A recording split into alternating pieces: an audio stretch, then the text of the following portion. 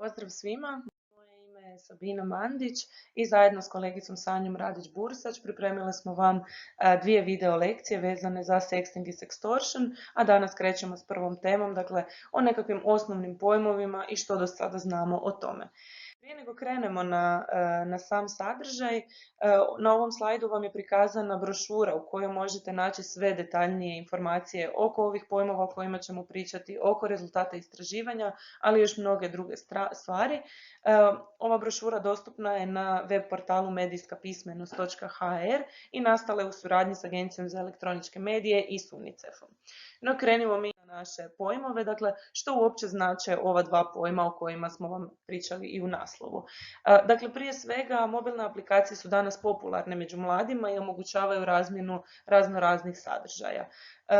U samom korištenju tih aplikacija nema ničeg lošeg, ali ako se one zloupotrebljavaju, onda mogu mladi biti izloženi mnogim rizicima kao što je na primjer sextortion. Prije nego krenemo definirati što je to sextortion, važno je definirati što je to sexting. Pa tako jedna od definicija sextinga kaže da je to slanje ili primanje seksualno eksplicitnih ili seksualno sugestivnih slika, poruka ili videa. Obično se odvija digitalnim putem kroz SMS poruke, e-poruke ili instant poruke kao što su Messenger, Snapchat i slično. Ono što je važno za reći kod sextinga je da se on vrlo često, gotovo uvijek, odvija dobrovoljno u intimnim vezama i samo po sebi nije neprihvatljivo ponašanje ili rizično, ali važno je biti svjestan rizika koji se vežu uz sexting, a to je na primjer sextortion. Sextortion je oblik ucjene preko interneta i uključuje neki oblik prijetnje. Počinitelj najčešće prijeti da će objaviti ili proslijediti seksualno eksplicitne fotografije ako se žrtva ne uključi u daljnje seksualne aktivnosti. Sextortion ne čine samo nepoznate osobe koje su slučajno došle do nekakvih materijala, već se često radi i o poznanicima, prijateljima, ali i o potencijalnim ljubomornim bivšim ljubavnim partnerima. Ono što mladi isto vrlo često razmišljaju je kako kada šalju slike preko Snapchata one se brišu, ali moramo biti svjesni da se slike mogu i screenshotati kada su one poslane. Zašto se mladi uopće upuštaju u takva ponašanja kao što je sexting, ali i kasnije sextortion? Pa primarno je tu zadovoljavanje nekih od temeljnih ljudskih potreba koje svi kao ljudska bića imamo. A to su neke od. Dakle, ljubav i privrženost, dakle i tu ide vjerovanje da sexting učvršćuje odnos i produbljuje povjerenje između partnera, što nije nužno istinito. Drugo je prihvaćanje, pogotovo od strane partnera. Treće je sloboda i zabava, ali i uzbuđenje. Dakle, to ipak sekstanje donosi i nekakvu i slobodu i zabavu, ali i uzbuđenje mladim ljudima. Potom slijedi sigurnost, dakle, odnosno drugim riječima olakšanje uslijed, dakle, tog situacija pritiska kada su mladi pod pritiskom da moraju sekstati, dakle onda osjećaju nekakvu sigurnost ili olakšanje kada proslijede te poruke. I zadnje je dakle odobravanje i dokazivanje i sebi, ali i drugima. Dakle, nekakvo uvjerenje da svi to rade pa moram i ja. Ono što je isto tako važno je da je dakle, adolescencija vrijeme kada se najviše uči o sebi i drugima, kada se šire vidici, testiraju granice i to je razdoblje eksperimentiranja kako sa raznim ponašanjima, tako i sa vlastitom seksualnošću. Ono što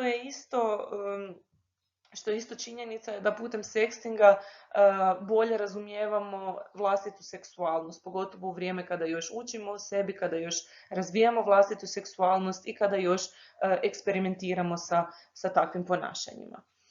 Ono što je isto često prisutno u zadnje i u novije vrijeme je dakle ova normalizacija sextinga u intimnim odnosima.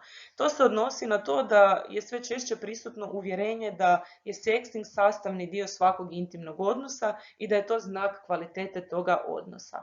Ono što je važno za napomenuti je dakle da sexting nije dakle znak kvalitete nekakvog odnosa i dakle da sa sextingom ne moramo nužno između partnera produbljivati povjerenje, već značajke kvalitetnog partnerskog odnosa jesu povjerenje, poštovanje i uvažavanje, čuvanje privatnosti, ravnopravnost, poštivanje potreba, slušanje potreba druge osobe, otvorena komunikacija i brojni drugi. Dakle, u redu je ako jedna strana u nekakvom odnosu ne želi slati i prosljeđivati sekstove, dakle to je u redu redu i druga strana, ukoliko se radi o kvalitetnom partnerskom odnosu, treba to i poštivati.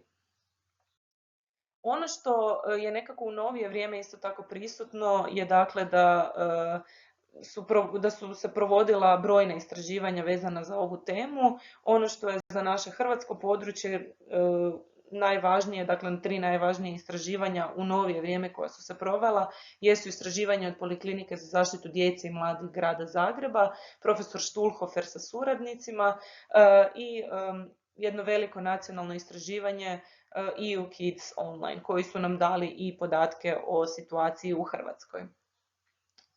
Ono što nam rezultati govore je dakle da je oko 42% adolescenata razmjenjivalo s drugima seksualno izazovne poruke, fotografije ili video uratke, što je zapravo više od trećine mladih koji su dakle u dobi do 17 godina otprilike razmjenjivali seksualno izazovne poruke, fotografije ili uratke.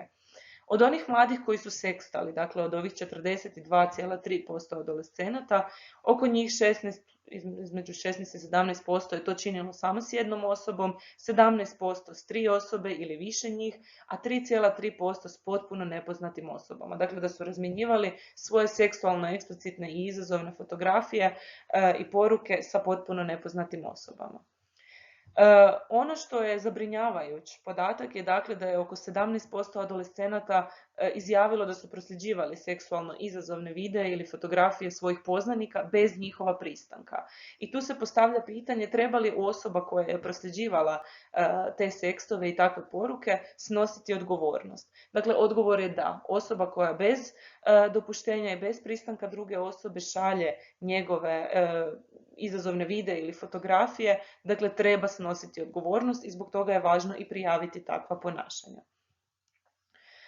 Isto tako sljedeći dosta zabrinjavajući podatak je dakle da je gotovo svaki 5. adolescent u Hrvatskoj sekstao pod nagovorom ili prisilom. Dakle da nije sekstao dobrovoljno, kao što smo na početku rekli da je vrlo često sexting dobrovoljan, već da je sekstao pod nagovorom ili prisilom neke druge osobe. I ono što je isto tako podatak o kojem bismo svi trebali malo više razgovarati, dakle da o sekstingu ni sa kime ne razgovara oko 64,3% adolescenata. Dakle da se nikom ne povjeravaju o tome što se događa, pa čak niti onda kada dođe do nekakvih negativnih posljedica. O tome što će biti, o tome koje su to negativne posljedice i kako se s njima izaći na kraj i kome prijaviti i gdje se informirati o tome, će vam reći kolegica Sanja u drugoj video lekciji. Vama zahvaljujem na pozornosti, nadam se da ste nešto novo i naučili i vidimo se nekom drugom prilikom. Pozdrav!